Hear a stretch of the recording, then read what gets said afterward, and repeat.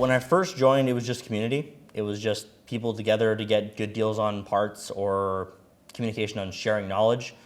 And it expanded to be so much more than that. So I didn't expect it to be this giant group of, right now, over 6,000 members of people who communicate, pass knowledge on what Hondas are. And it's that community that makes people stick around. It's that when something goes wrong, 40 people out of nowhere step up and say, hey, I'm here to help, even though you don't know somebody. One of the greatest stories of the club that happened probably 2 years ago was a gentleman driving down Highway 1 just out of Langley, and his engine just blew up on the side of the freeway, completely toast into pieces.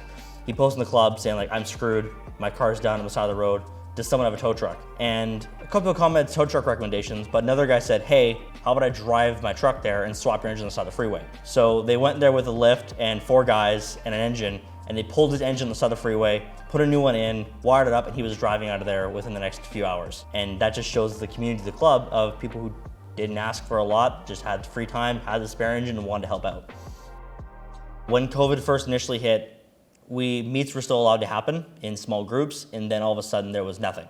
And we were told we can't have any meets, no major stuff. Other clubs were having meets because they weren't recognized, they weren't a full not-for-profit or anything. And because of that, we followed strict rules and the guidelines from the government, other clubs didn't. And it was a big letdown for a lot of our members because they're seeing all these other clubs have meets and we can't. We wanted to keep our members' safety as the #1 priority and maintain our reputation in the community as well, respect we have with the police and other organizations because of who we are and what we stand for.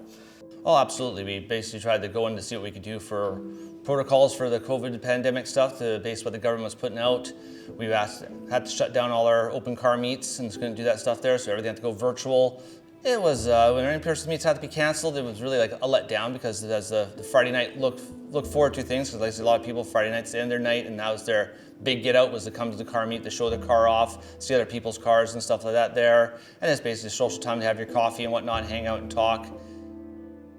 For me, the pandemic didn't hit me as hard as a lot of other people did, but keeping me busy was definitely something that kept me distracted and kind of helped me not even think about that kind of thing. But having a car definitely keeps your mind off of a lot of things. It is something that takes up a lot of your time, especially if you're interested in it and interested in modifying it or driving it and racing it, whatever.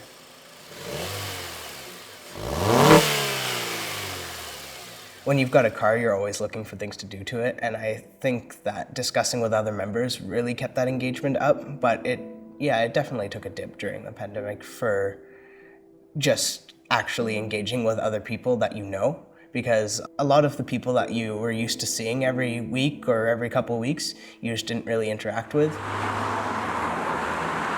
Getting back into the regular swing of meets was it was a bit of a challenge. We didn't know how to approach it at first. There was a lot of people who were hesitant to come back out again because people are afraid of, if you all go too quickly at once, then it's going to blow up again.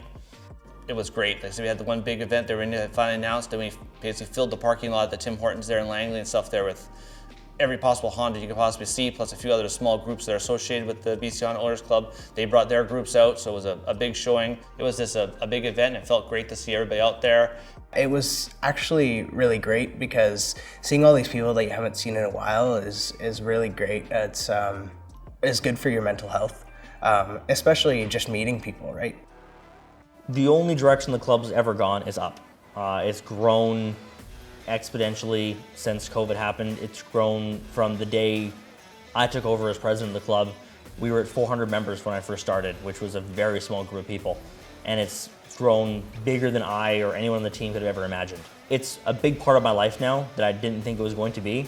It went from me having fun on weekends and going to a couple car meets to investing most of my free time into a club that I know and love and devote everything to, and have an amazing time with friends, family, and new people we meet every day.